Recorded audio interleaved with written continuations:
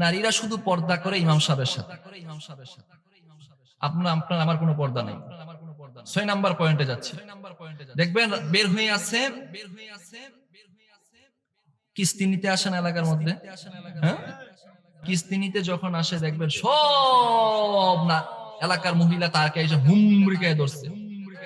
যখনই ইমাম সাহেব ওই রাস্তা দিয়ে যাবে সবাই ঘরের ভিতরে ঢুকে পড়ছে, মানে এলাকার মধ্যে ইমাম সাহেব পুরুষ আর কিস্তি নিতে যে আসছে সে হলো মহিলা, আর কোনো পুরুষ না এলাকার মধ্যে।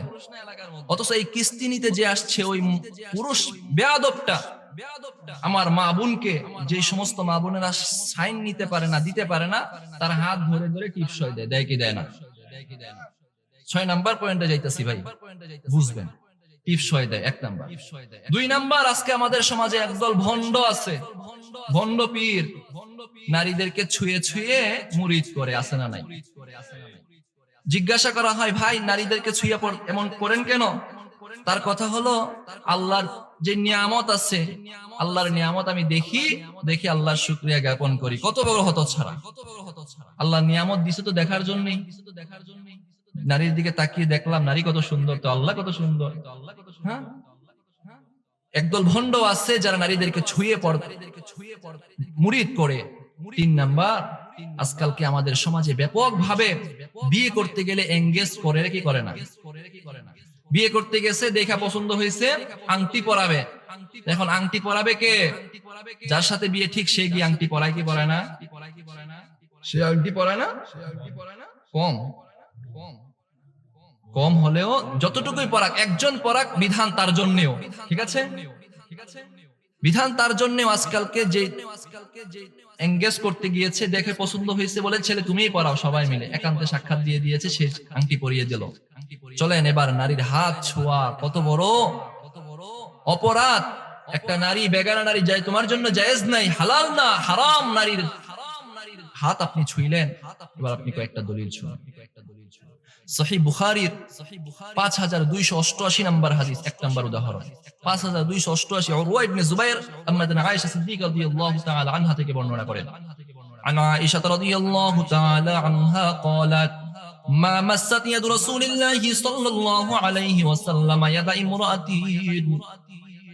আম্মাদান আয়েশা সিদ্দিকা রাদিয়াল্লাহু তাআলা আনহা বলেন, আল্লাহর হাবিব সাল্লাল্লাহু আলাইহি ওয়াসাল্লাম কখনোই বেগানা হারাম কোন নারীর হাত ছুঁন নাই।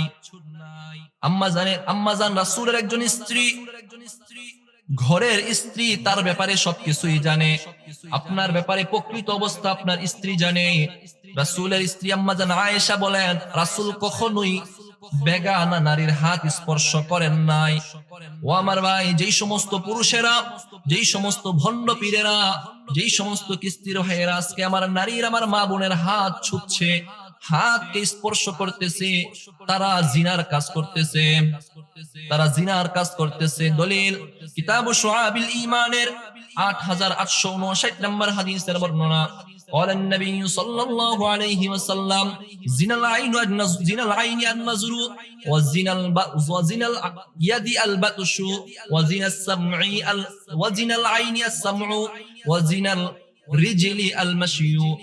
আল্লাহর হাবিব সাল্লাল্লাহু আলাইহি ওয়াসাল্লাম ফরমান, চোখের জিনা হলো দেখা, কানের জিনা হলো শ্রবণ করা, মুখের জিনা হলো কথা বলা, হাতের জিনা হলো হাত দিয়ে কোনো পর নারীকে স্পর্শ করা।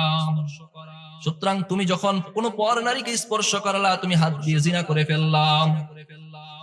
এবার আর একটা হাদিস শুনেন, কোন পর নারীকে স্পর্শ করা কতটা ভয়াবহ পরিণাম রাসূল বলে গিয়েছেন।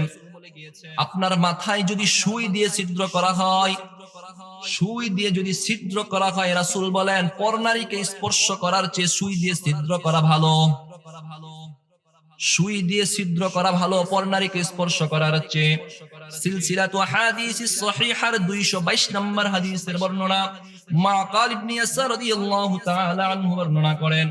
আন মাকাল ইবনে ইয়াসার রাদিয়াল্লাহু তাআলা আনহু قال قال رسول الله صلى الله عليه وسلم لا يطعن في رأس رجل بمخيط من حديد خير من أن يمس المرء لا تحل له। আল্লাহর হাবিব সাল্লাল্লাহু আলাইহি ওয়াসাল্লাম ফরমান, লা আন ইউতা'না ফি রা'সি রাজুলিন বিমিখয়াতিন মিন হাদিদিন, কোন পুরুষের মাথায় লোহার সুই ঢুকে দেওয়াও ভালো, এর চেয়ে যে সে আরেকটা মহিলা যে তার জন্য হালাল নয় তাকে স্পর্শ করবে। আপনার জন্য হালাল না এমন নারীকে স্পর্শ করার চেয়ে মাথার মধ্যে সুই ঢুকানো ভালো। মাথার মধ্যে যদি সুই ঢুকান কেমন লাগবে? রাসূল বলেন এর চেয়েও কঠিন হলো কোন নারীকে স্পর্শ করা, কোন নারীকে স্পর্শ করা। 6 নাম্বার গেল, কোন নারীকে আমরা স্পর্শ করব না। আমার বাপ, আমার মা বোনেরা, কোন পুরুষ যদি আপনাকে স্পর্শ করতে চায় ছলে বলে কৌশলে, বুঝতে হবে ওই পুরুষ আপনার ইজ্জত সম্মান দিতে পারবে না, ওই পুরুষ থেকে আপনাকে কেটে চলতে হবে।